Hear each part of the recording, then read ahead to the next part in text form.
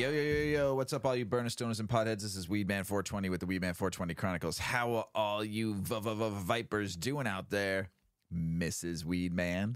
Mr Weedman. How the hell are you? I am excited. Yeah? Yeah. I love it. I think it's going to be a good year. 2024, it's in. Hey, everybody. Hopefully you're smoking some big fat doinks while you're listening to the show. And Mrs. Weedman and I are about to get normal with some Bacterian, which was bred by our friend Big Earl. And it's Goku SSJ4 and Stanky Hayes Cross. And Bacterian is a character on Dragon Ball Z. Big smelly character. But this was grown by our friend Sam Wolf.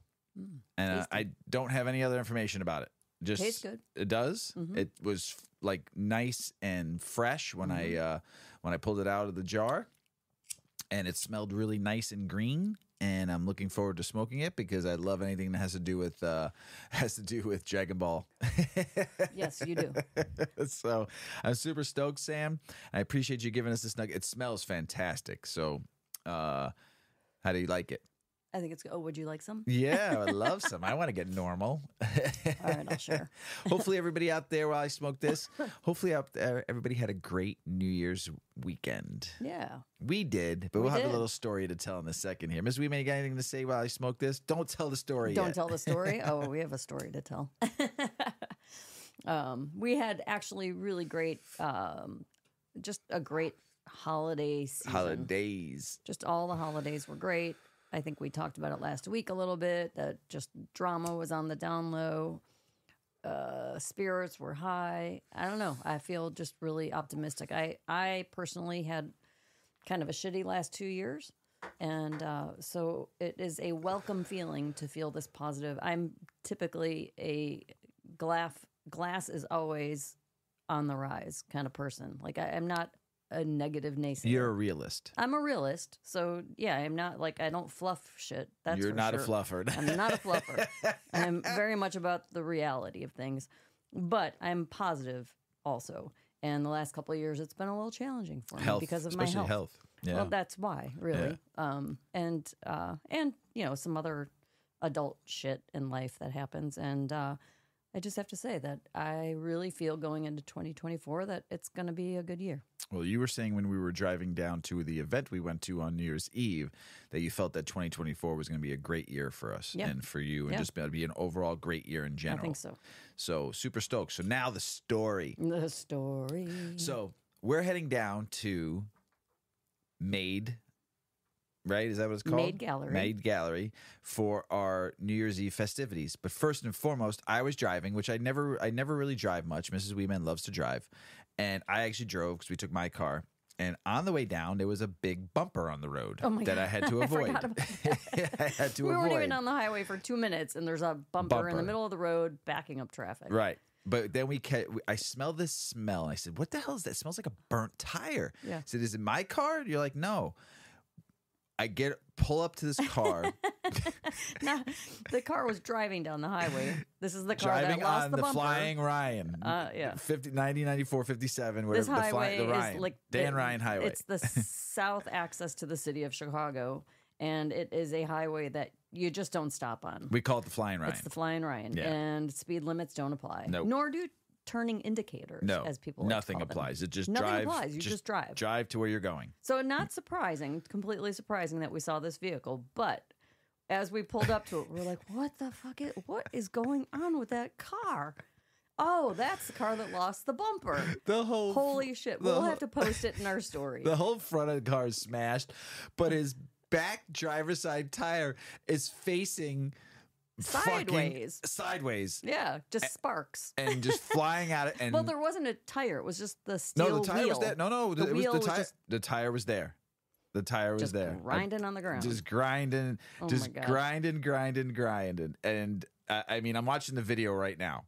And just to watch this video again, his tire is just destroyed. and the tire is around the rim, except there's no tire on the bottom of the rim. It's just half tire. Right. Part of the rim. Car is destroyed. Okay. And The windows are tinted. So tinted. You can't even see who's in there. Like blacker than limousine limo tint, tint. right? And just driving like nothing's going on. Just but driving. really, probably only going about 40 miles an hour because it couldn't go faster. Yeah, I so mean, it was backing up traffic. What is happening? Like only in Chicago. All I could think was that's like a kid, someone who's never owned a car before, or like took a car out on a joyride and got in a crash, and they're like, "I'm just going to get the car home. If I just get it home, everything's going to be okay." Like their parents didn't tell them that after an accident, you just stop and you call for help. This person just decided they're going to drive the car home. Way to start off the New Year's right. So that's just going down to the party. So we go down to the party, and this maid gallery is pretty sweet. We've been there before for another event, but so we find parking and we go inside, and the place is already full. We get there about 10:15. So the party started at 10, and it's already packed. And we know some people there, and Courtney that owns she owns Smoke Signals greeting cards, which is amazing, and Toasty and the owner of Maid Gallery was right there to greet us, and it was great. And we see a friend of ours who's sitting at a table, and there's no other spots. There's just one seat at that table. He was gracious enough to move over one and make room for 2 seats for us to sit next to him. And it was the start of actually going right. Everything was going great. And we got up and we got some food. It was food from Cafe Barbariba. Cafe Barbariba. Delicious. Chicago institution. Oh, yeah. Been around forever.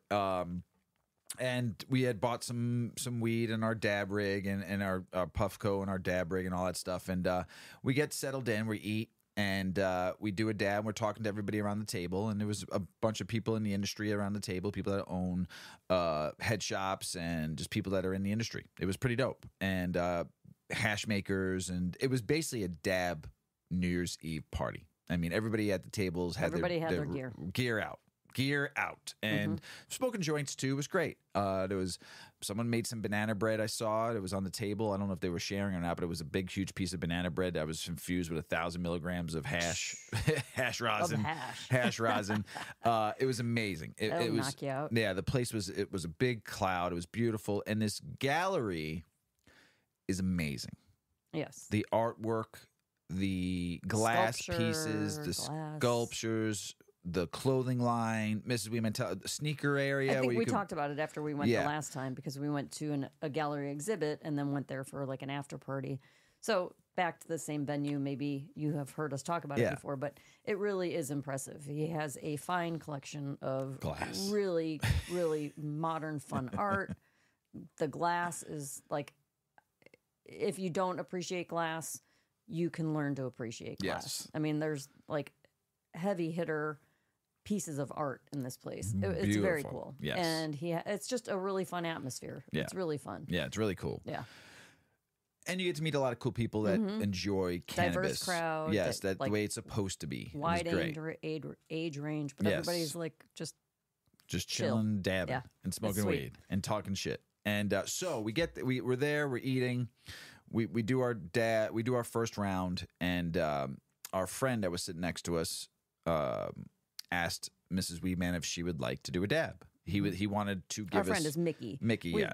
We've met him through the Chicago network of events. Yes. And he's just good people. Yes, good people. And so he wanted to give Mrs. Weedman a special... Asked what kind of flavor profile she liked.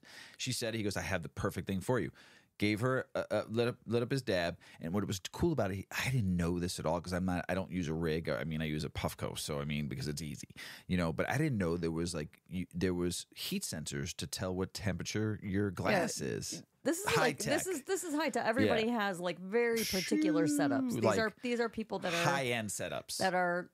Like, this is what they do. This is how they consume. Yes. And so they have very specific ways that they heat temperature gauges, scale. The placement of all their tools. Everything is just so. They have just mats. Perfection. It's pretty cool. Yes. Everybody even had their own little, like, cleaning well with isopropyl alcohol in it. And, like, a rag to clean their stuff off. So they're clean.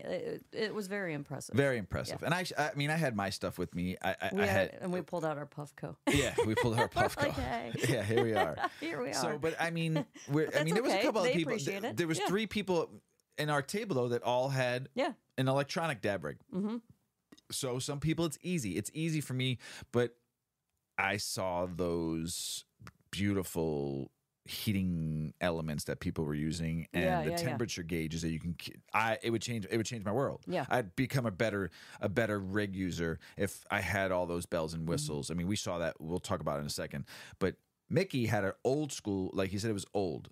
I was like, that's cool as shit, though. And he goes, it still takes the temperature exactly the way I need it. I'm like, that's amazing. So he showed me his little setup, and he picked Mrs. Weedman out a wonderful smelling. He said, what kind of, what would you like? I said something fruity. Yep. And boom, he had it. It was great. He had like probably 12 different hashes to choose that he smokes from, and and it was very impressive.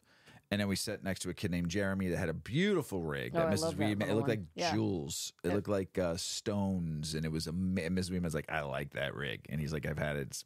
It's special. I said, Mrs. Weedman likes that rig. Can I buy that? Yeah, it was very pretty. So and there was another couple sitting next to us, across from us. She had a parrot. Yeah, her glass was beautiful. I don't remember what he had. I can't remember, but hers was very intriguing. It was a parrot. He owns a head shop, so he brought out all different glass all night long. He had an electric rig. He had all sorts and everybody of had their hash, and it was great. And we sat next to a Carolyn with a K. She made to make sure her name was Carolyn with a K, and she has a cannabis cleaning service. So she's which was cannabis really friendly cool. made. Like cleaning services, I shouldn't say made. She has a service. And so she goes in, and if you are a cannabis-friendly household, she understands your privacy and your tools and your stuff, and she'll clean around them and not roll her eyes. Yeah, so it's kind of neat. Yeah, and she had an electronic rig. I don't remember the name of it. Yeah. Don't remember the name of it, but it looked cool too. Actually, you could put photos on it. It had a little screensaver. A little screensaver, which I thought was awesome. I don't remember the name of it, unfortunately. So Mickey heats the rig up, puts the dab in, Mrs. Weedman, and he said to Mrs. Weedman, "You don't have to finish it. You don't. Well, no. First, you hit it, and you hit it, and you're like, I'm good." And he goes, "You don't have to finish it." So now here's me. Now I wasn't ready to smoke yet, because I had just smoked the puff go, and I was good. I wanted to have a nice, enjoyable night. I didn't want to get too stony baloney. I just wanted to enjoy. Pace yourself. Right. That's what Mr. Weedman gave me the dad lecture on the way down. Right. Pace yourself. Yeah, pace yourself. Because you were worried again. Like, I got to pay. I mean, I'm like, just pace yourself. Because I tend to like, oh, that was good. I want more. Right. And then I'm like, shoot, I had too much. I'm laughing about this night. And I've been getting made fun of the last couple of days, too, for it from Mrs. Weedman and our children. So I go, Mickey, I'll finish it for her. I'm not ready to do one, but I'll finish it. So he's like, go ahead, man. Just take a little one. I gotta laugh because it's funny. I took a fucking rip beyond all rips, beyond all rips, beyond all fucking rips that I've ever taken in my life out of a rig. I hit this thing so fucking. I cleared it. Yeah, you did. I cleared it, and I was a fucking cloud that was like a locomotive. It just kept going. It wouldn't stop. I got done, and I looked at Mrs. Weedman. I said, I'm fucked. And you knew. Yeah, you I knew. fucking had to know. Because I did that rip, and I looked over at Mickey, and I said, I knew you did a big rip, but I also know that you're really good about being conscious about whether it's alcohol or weed. I know. You're just always so good at, you know what you're doing. So I don't question it. I knew exactly what I... He's going for it. I didn't mean to go like that, but his rig was very smooth. It was not hot. It was not really hot nice. at all. He had the temperature where we normally like it. If I think he said I'll keep around. Mr. Weedman likes 490. I like 520. I think he had it about 510. But this thing hit so nice that I couldn't stop, and it tasted so good. I just kept on going. And when I realized when I stopped and I looked at the chamber and there was nothing left, no smoke, like, oh, no nothing, I'm like, and I blew this fucking cloud. And it looked like rain can come out of it. That's how big this cloud was, and it was probably the biggest I've ever taken. And like I said, I looked at Mrs. Weedman, and I said, I'm fucked. I said, I think I took too much. And I looked at Mickey. I said, I took too much. I'm gonna be fucked up for a minute here. And he goes, you'll be fine. Don't worry about it. I said, I'm gonna be fucked. So within like 30 minutes. Yeah, if that. Realistically, 30 minutes. Because I got up off the chair for a second. I let Mickey sit down because he had lost his chair for a second. Yeah.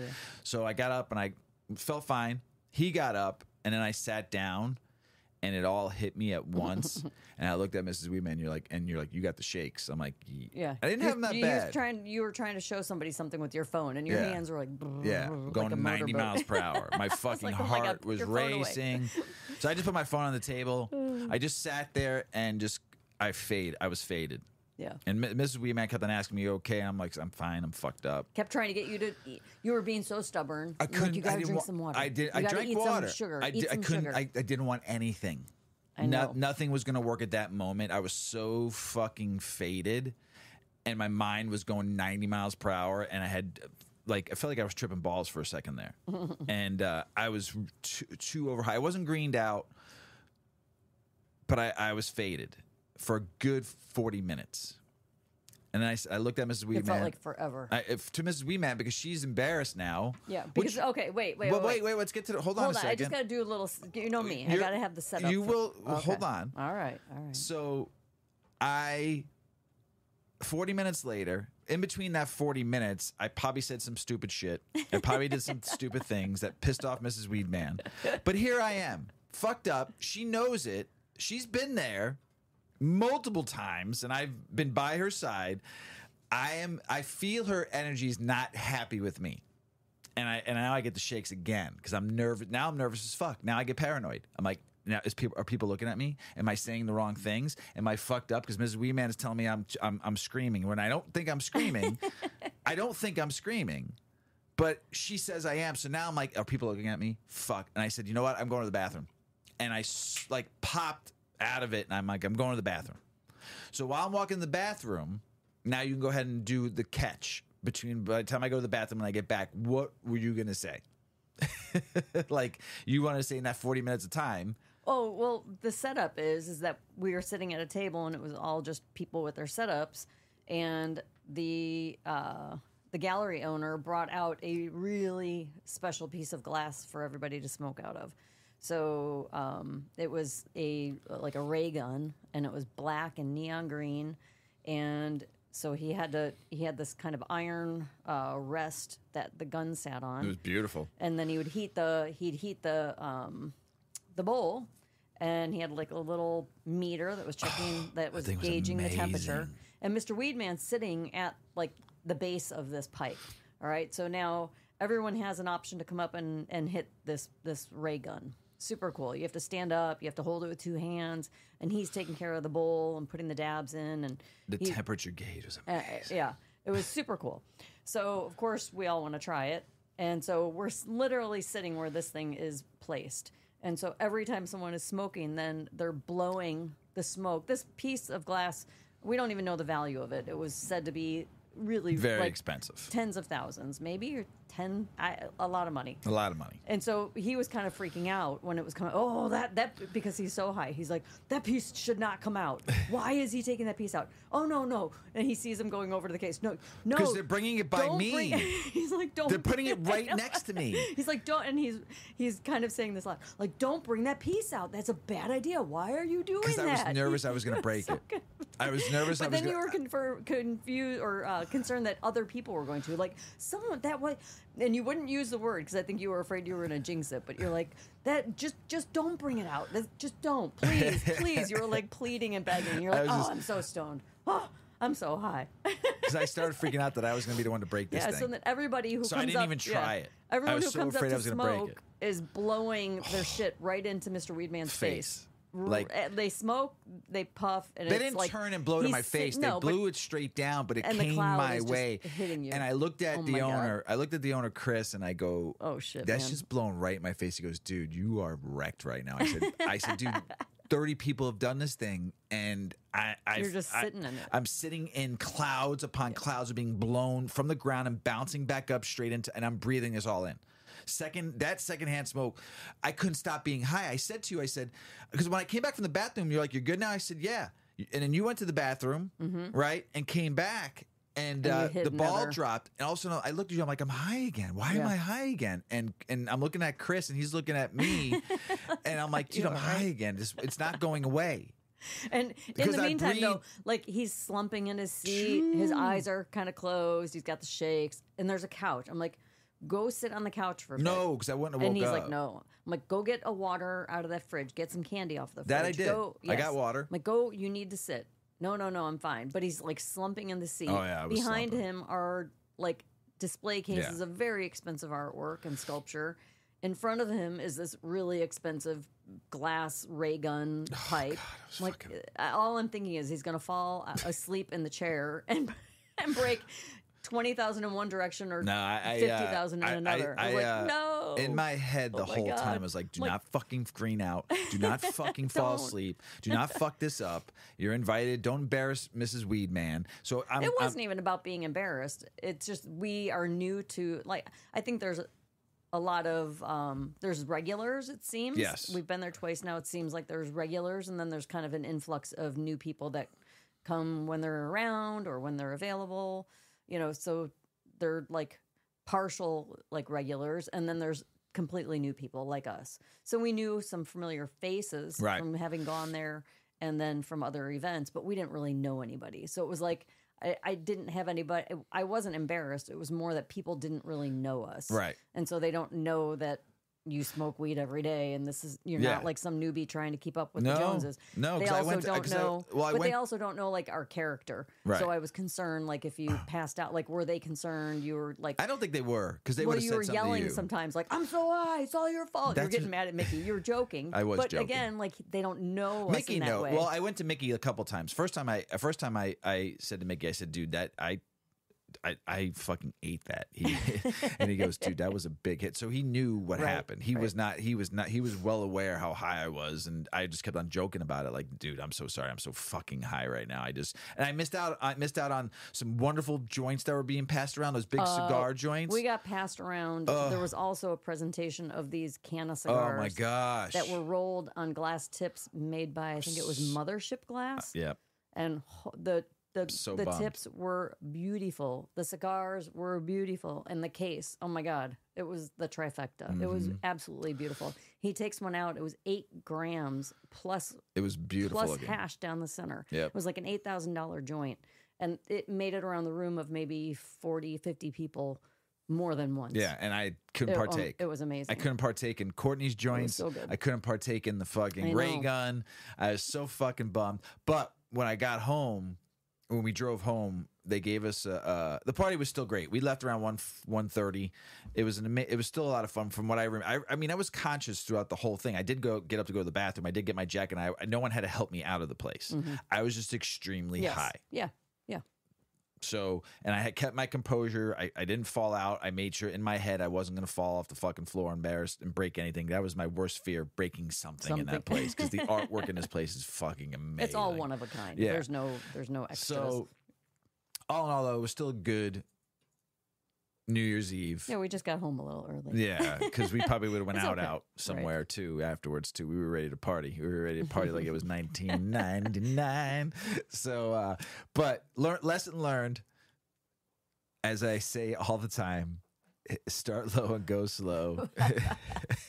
Hey, we all have a night out like that. Right? Oh my gosh! One for the books. And as Paulie always says, smoke smart.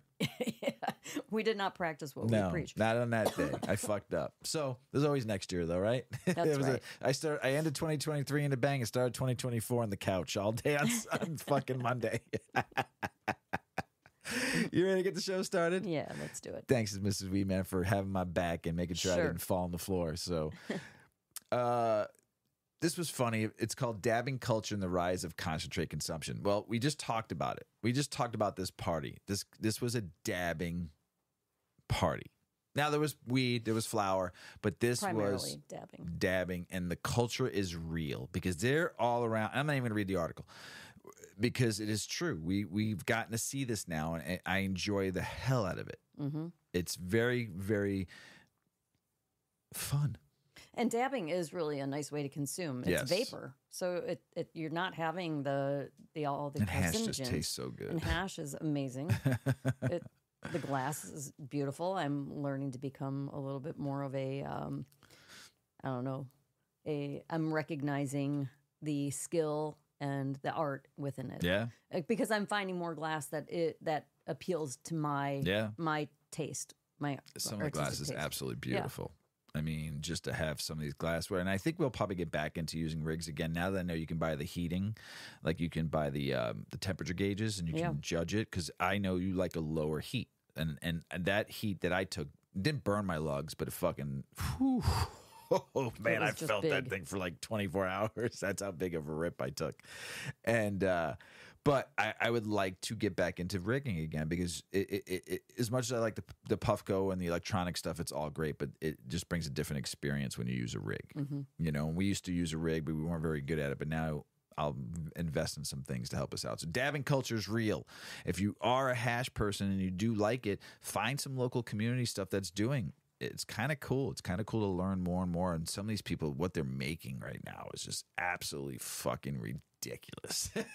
It's just, I mean, we had Wolfman Jack on, and watching him twice now, him doing a live version of making hash and also talking about hash. But also, I've experienced hash for a very long time too, and I've always enjoyed it. The hash they're making now, though, is absolutely just, some of the shit is just ridiculous. Fucking ridiculous. The flavor. I mean, when you did that flavor profile, Mickey had exactly what you were looking for. He didn't even have to look around or have me smell a couple things. And he knew just what I wanted. Yeah, and it's some of the hash is higher THC concentration and stuff like that. But you can find, I mean, I've seen 50s, you know, so you're not getting that extreme, you know, and I've seen it as high as 70, you know, but I mean, it's all, I mean, it just depends on what you're looking for. To me, I would rather have like in the 40s and 50s so I can enjoy the flavor more, you know, and just have a good high. So that's just me, but it's just ridiculous what I'm seeing. So kudos to everybody that's really taking hash and taking this culture to another level. So it's really cool. Predictions, more. But we did a little bit. We did a lot of ending stuff on the last episode of 2023, and we talked a little bit of 2024. But this one here is, I'm not going to call these people experts. They're calling themselves industry experts. Nobody's an expert at this, because if they were, it'd be a lot different industry. So, but some people in the industry, some CEOs, some founders of companies. And if you're into business and you're into wanting to start your own cannabis company, there's people that have done it already and have a kind of like a roadmap. So, but these are some predictions. Tell us, Mrs. Weedman. Yeah, so last episode we talked about kind of a recap of everything big that happened in cannabis in 2023, and now we've got predictions from industry experts for 2024. 2023 saw the cannabis industry continue to evolve at a rapid pace. There were major political movements and significant monetary milestones in the U.S., with Ohio voting to legalize adult use cannabis and thus becoming the 24th state to do so.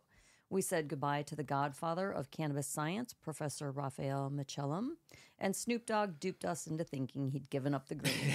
He didn't. With 2024 here, some of the industry's power players share their predictions on what we can all expect to see in the coming 12 months. From shifting regulatory landscapes to technological advancements, from changing consumer preferences to the emerging new market, our industry is poised for another dynamic year of growth and change. So we have some opinions. This is from Brian Gerber, founder and CEO of Hera Supply.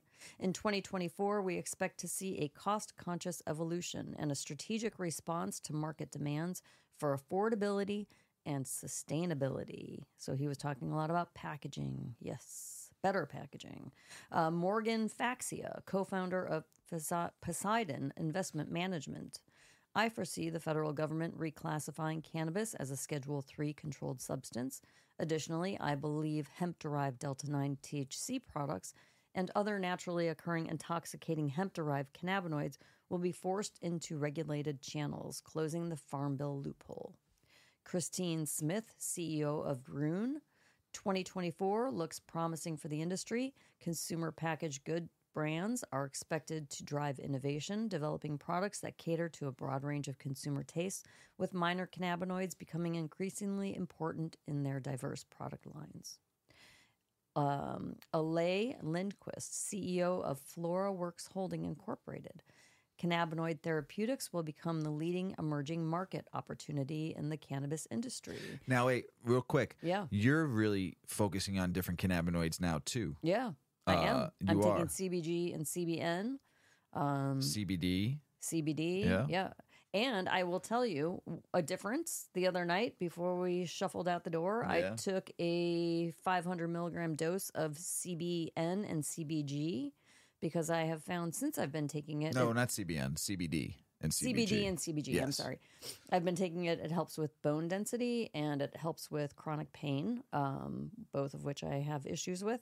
And I have found since taking it daily, I sometimes don't get as high. Not necessarily with, I've found with edibles so much, but with smoking and vaping of any sort, I can smoke and consume a lot more.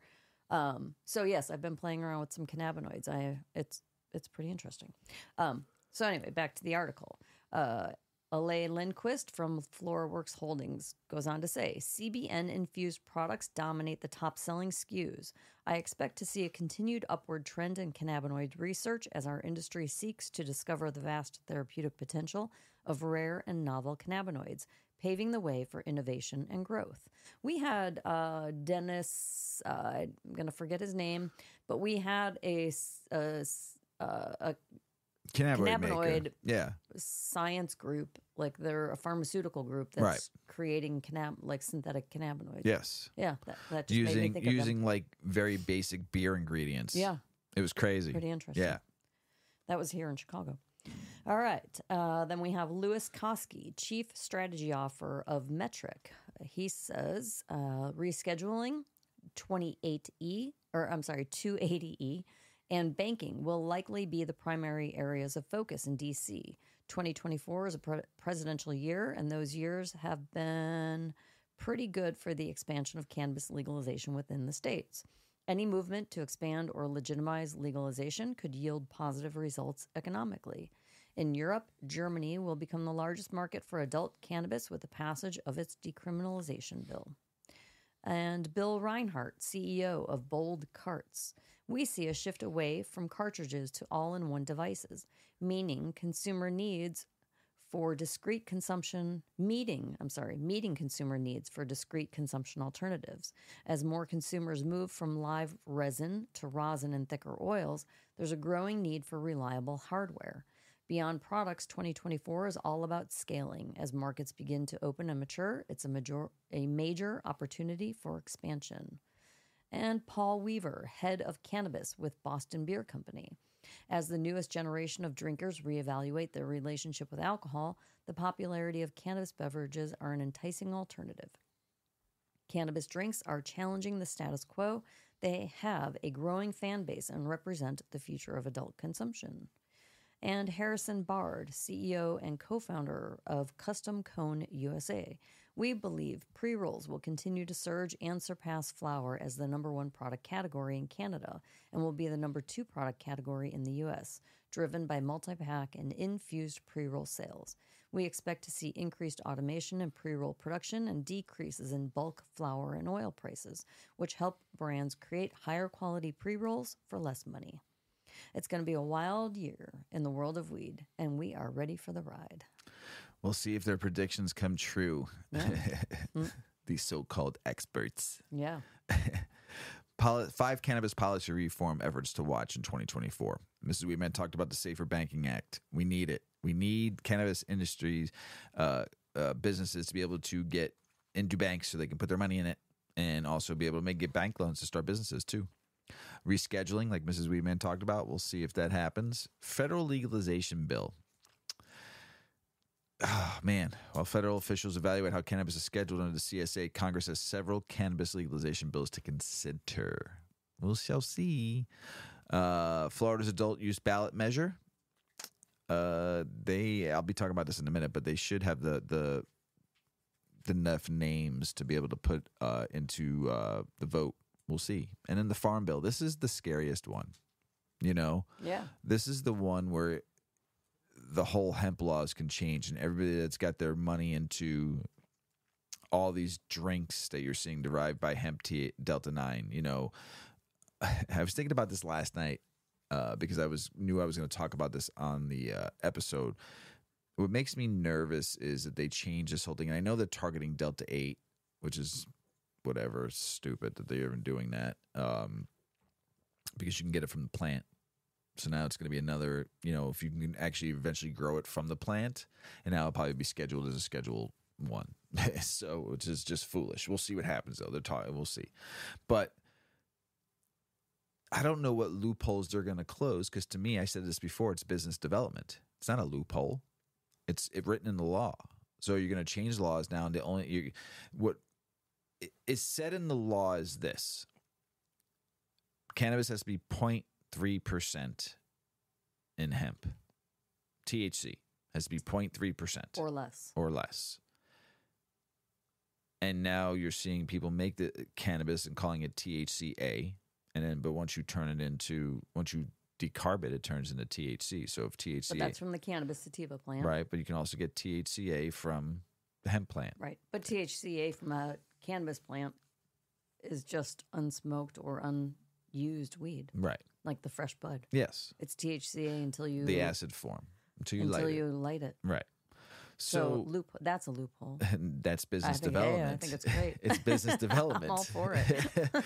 I mean, if it gets people the ability to, continue their business. A lot of these folks out there that put a lot of investment into the hemp-derived cannabis Delta-9 drinks, the CBD drinks, this can break them, if the government really fucks this up for these people, So, and I know there's a lot of cannabis companies that are probably giving money to the government or lobbying to get these business development changed, because they're losing money at their dispensaries. Because now I could just go in Minnesota, every gas station has hemp-derived Delta-9 THC drinks, 6-packs, 4-packs, tall boys, whatever.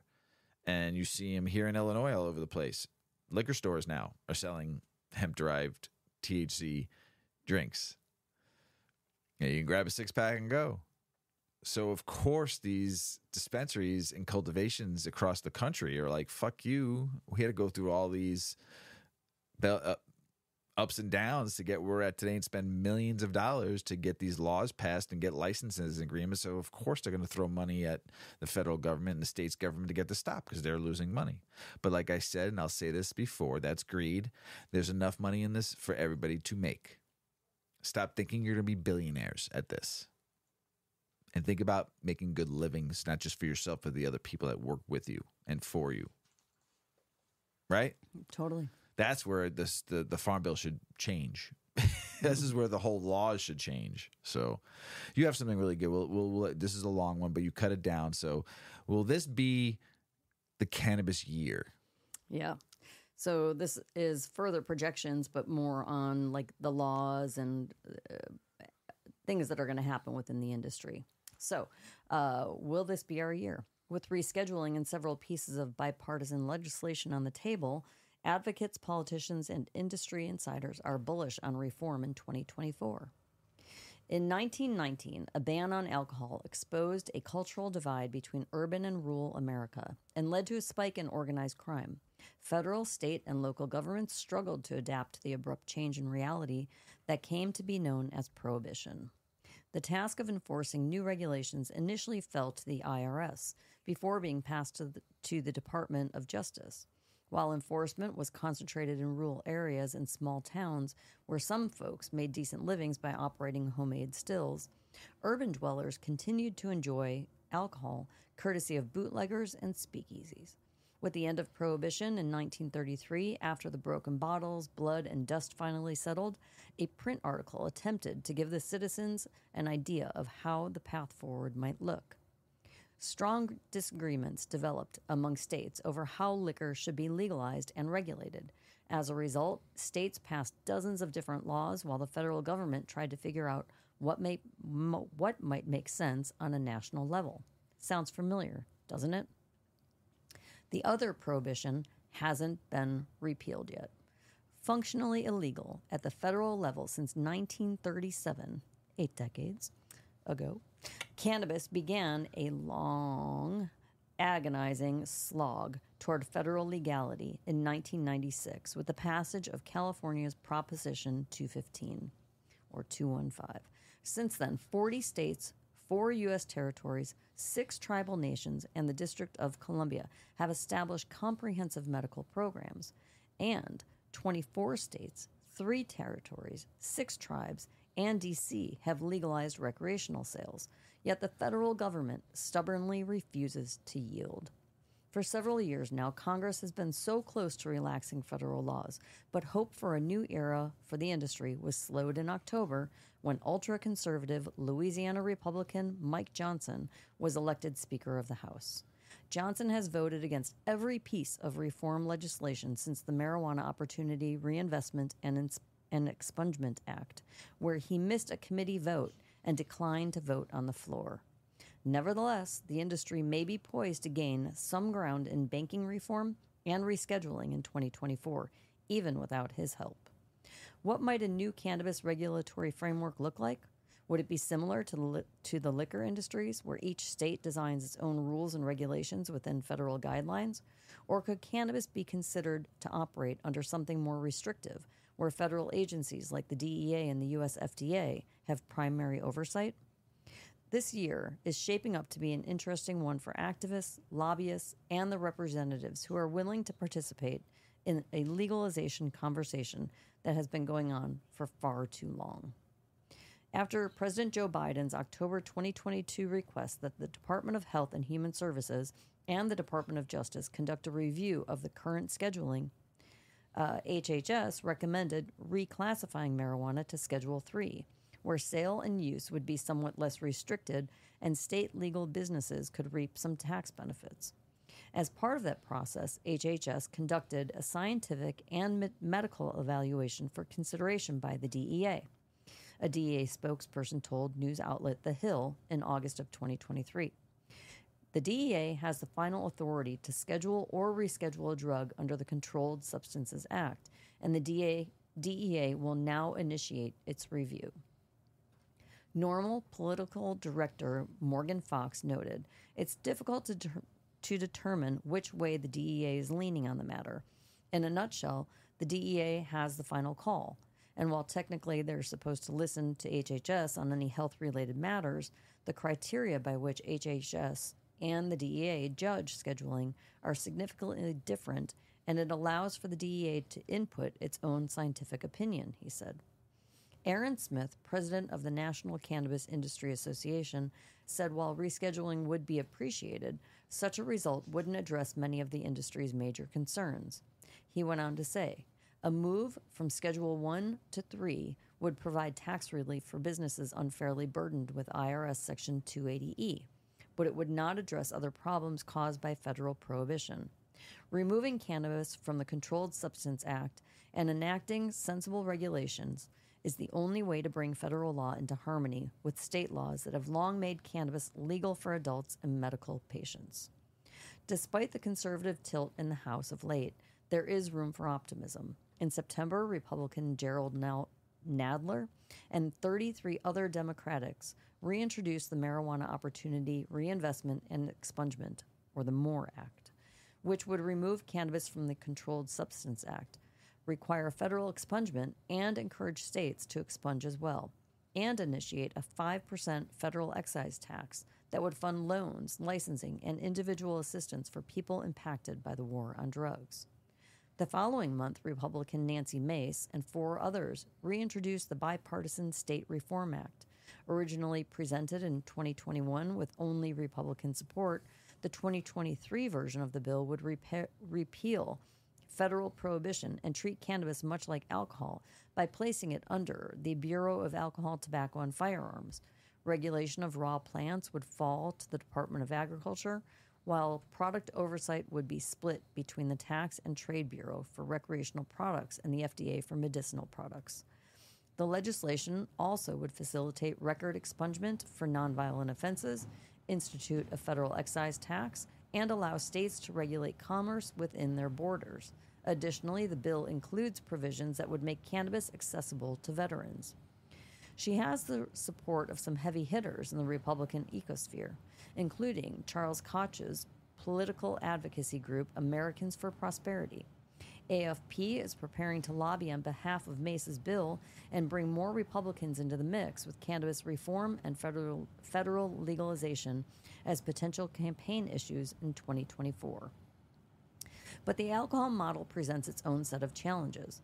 Economist Daniel Sumner and Robin Goldstein from the University of California, Davis have been analyzing the unique dynamics of the industry since adult legalization began, capturing their findings in their 2022 book, Can Legal Weed Win? The Blunt Realities of Cannabis Economics.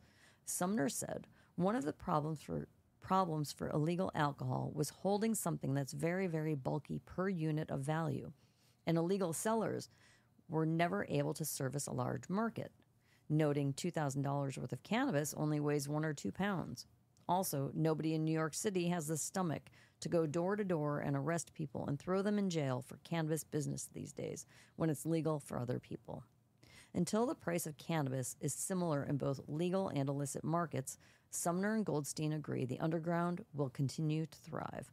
The price difference really can't be overstated, said Goldstein. Perhaps the boldest of the bills circulating the House is Ohio Republican Representative Dave Joyce's strengthening the 10th Amendment through entrusting the state's 2.0 Act, which attempts to address the illicit market as much of a grander plan. A revamped version of the bill he introduced last session, States 2.0, does not propose removing cannabis from the Controlled Substance Act. Instead, the legislation would amend the statute so it does not apply to states that have legalized a regulated market. Co-sponsored by 2 Democrats, the 2 Republicans, States 2.0, two Democrats and 2 Republicans, States 2.0's text indicates it would also authorize interstate commerce and institute a federal tax low enough not to exacerbate the level of taxation set by states.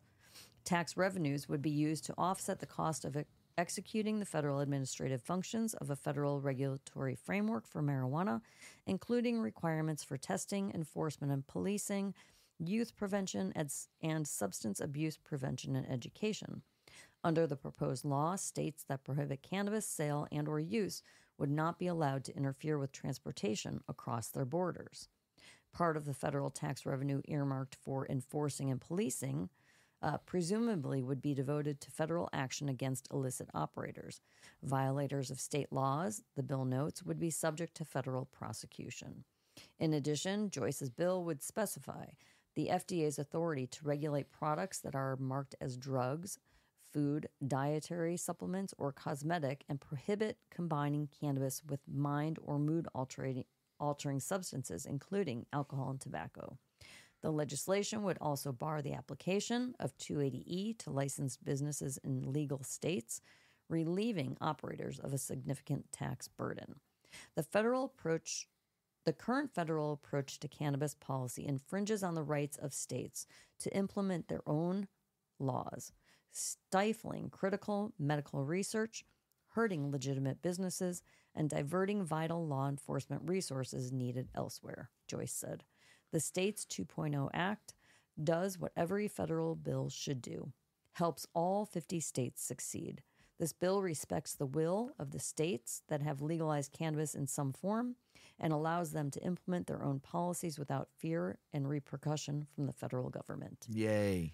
Joyce, co-chair of the Congressional Cannabis Caucus, has more experience negotiating reform bills than nearly any other politician in D.C. Joyce and House Minority Leader Hakeem Jeffries also reintroduced the PREPARE Act, preparing regulators effectively for a post-prohibition adult-use regulated environment in 2023, which they said is designed to help the federal government and the states prepare for what they believe is inevitable, the end of prohibition. The act would establish the Commission on the Federal Regulation of Cannabis and task the body with developing a regulatory and revenue framework to ensure safe production and consumption of cannabis, which would account for the unique needs, rights, and laws of each state, and present such a framework to Congress within 1 year. According to Joyce, when we first drafted the PREPARE Act in 2022, it was a good way for people to wade in and set up a program. So when cannabis does become legal, there will be a format for the rest of the industry to follow. This isn't rocket science. We're already doing something similar with beer and wine and spirits, with a federal network where each state is allowed to develop its own regulations in the manner it sees fit, and the federal government allows it to have interstate transfer and other things. Joyce is optimistic about more legislation moving through Congress soon because of all the tax revenue states have been collecting. With a current federal debt of nearly $34 trillion, Congress can't afford to snub any potential revenue. In an election year, with parts of the Middle East and Europe embroiled in wars, it's safe to say cannabis won't be the highest priority for federal politicians. And a progressive stance on cannabis could sway some swing voters, considering an October Gallup poll found that 70% of Americans believe marijuana should be legal. Most of what people want means just taking cannabis off a couple of lists, and that it is an administrative action that doesn't take legislation, he explained. I think it's a huge win the president needs and the Democratic Party needs, but I don't think we're going to see it fully come to fruition until October, so they can score a win right ahead of the election. We gotta wait that long. When you look on the Twitter sphere, everybody's focused on whether the DEA is going to move the plant to Schedule 3. I think the answer is yes.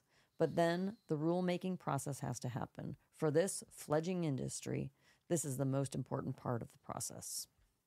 Great article, very long, but it was a lot of well-said stuff in there. Stuff that we all should know what's going to happen, but stuff that tried to happen too in 2023. You know, great job, Mrs. Weedman. That's why I gave it to you, because I didn't want to read it all. Thanks.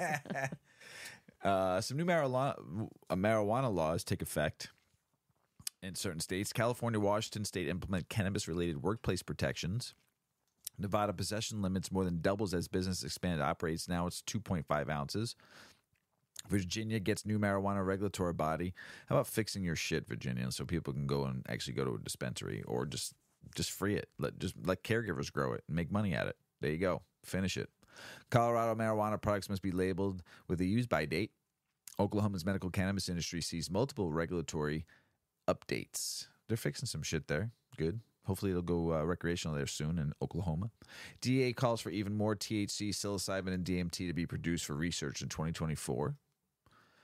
Connecticut cannabis workers celebrate state's first ever union contract, and it's not their own, which is fine.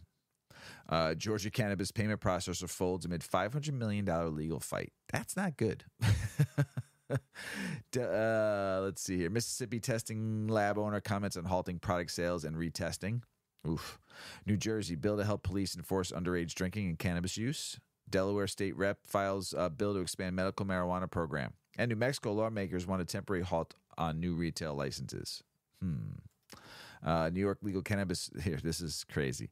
New York legal cannabis earns $150 million its first year of sales despite licensing hurdles.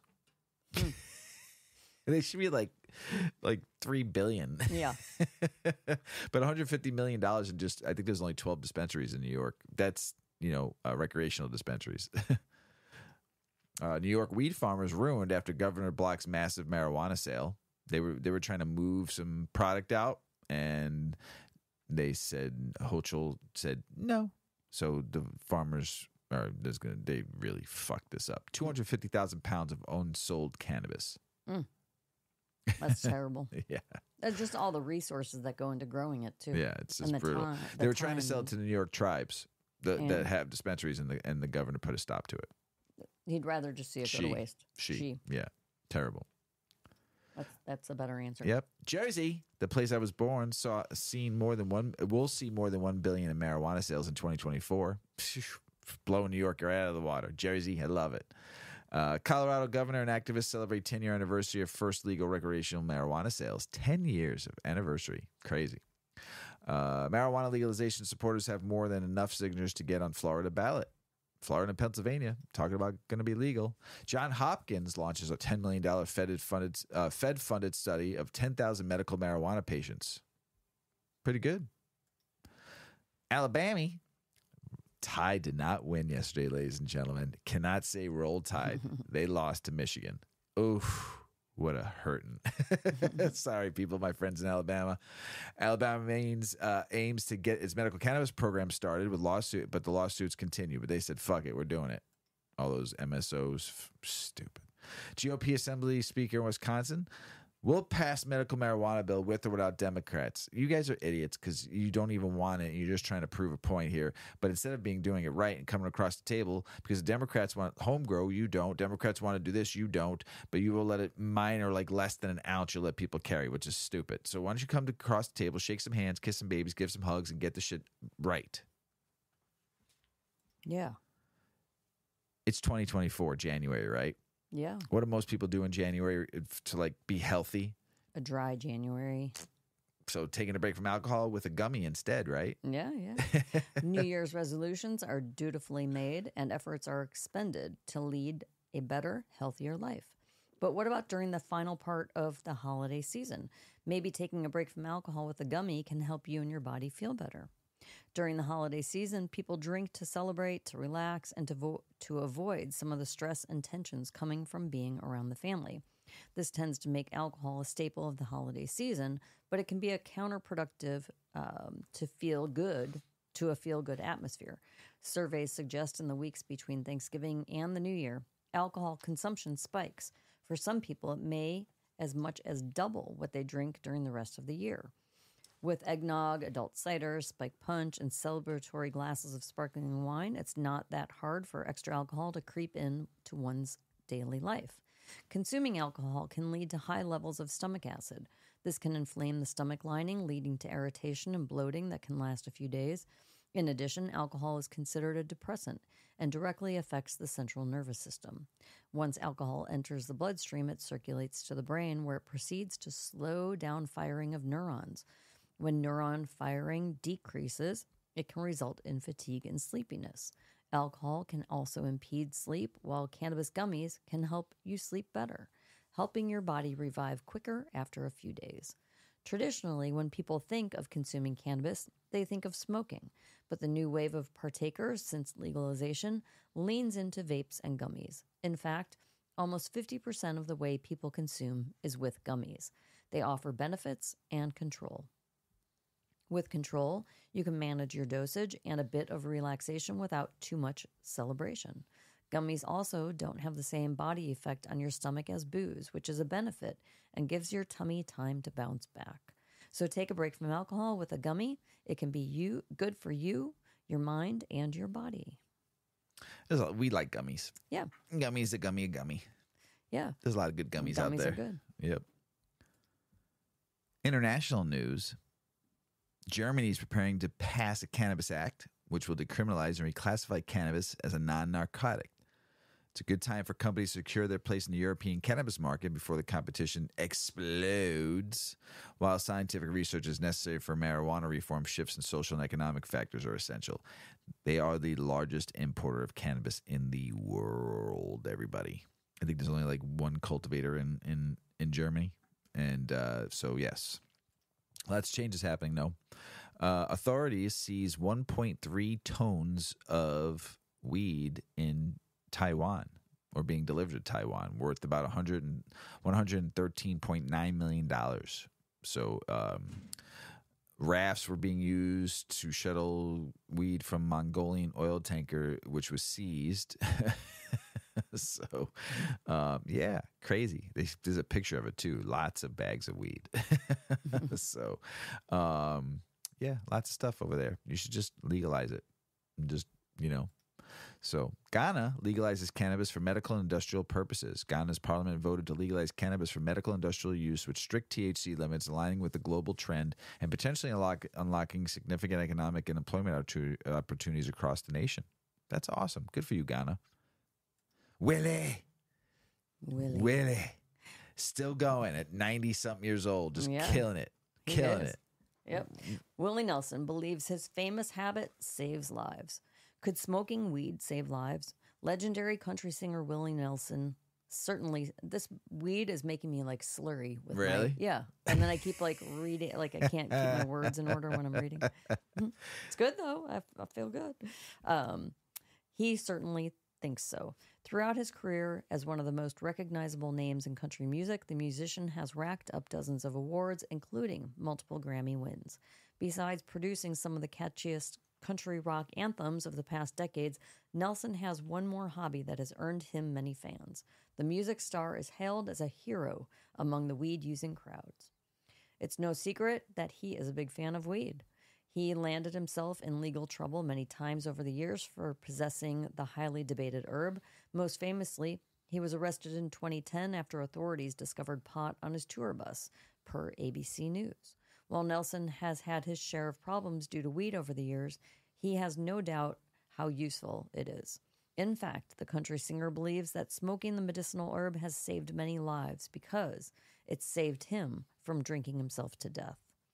Cannabis is a subject clouded by controversy, but according to Willie Nelson, people should take a deeper look at its benefits before jumping to harsh conclusions about it. In an interview with E! News, Nelson revealed that he thinks cannabis isn't just a fun thing to smoke from time to time. It also has the potential to save lives. It not only saved my life, it probably saved some others' lives, he said, before detailing his past struggles with alcoholism. He admitted that it was weed that played a huge helping hand in overcoming the addiction. And it might have killed a lot of people too, he stated. I'm just glad that that didn't happen. Nelson is definitely onto something with his idea that cannabis saves lives. According to a study, alcohol is attributed to nearly 114 times more deaths than cannabis. The herb is also linked to many health benefits. Per Harvard Health, medical marijuana has been reported by many patients to relieve chronic pain and even ease symptoms of post-traumatic stress disorder. Along with saving lives, cannabis has forged some unforgettable celebrity friendships for Willie Nelson. The On the Road Again singer tends to smoke with other famous faces. During his interview with E! News, he revealed that he got together with rap artist Snoop Dogg and home improvement genius Martha Stewart, both fellow fans of cannabis, for a smoke-filled night to remember, sort of. Things got fuzzy as the trio engaged in a weed-smoking duel. According to Nelson, the group had a fun time trying to smoke out one another and even began crafting the collab song of the century. Unfortunately, we may never hear it. I'm sure we never finished it, Nelson admitted with a laugh. The smoking contest of the century isn't the only funny story Nelson has about smoking weed with celebrities. The performer famously smoked with James Earl Carter III, the son of former President Jimmy Carter. Quite fittingly, the president's son and Nelson chose to partake in their toke on the rooftop of the White House.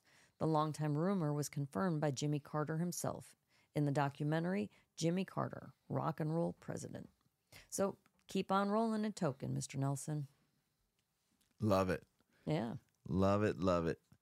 UFC, though, formally removes marijuana from banned substance list for professional fighters. Wow. Yeah, That's pretty huge. good. That's yeah, a big UFC. Deal. Go Dana White in the UFC. That's good stuff. Mrs. Weedman. Mr. Weedman. That's the end of the show. But it's the start of a year. Start of a year. Start of a good year. Yeah, he started off with a show. Right?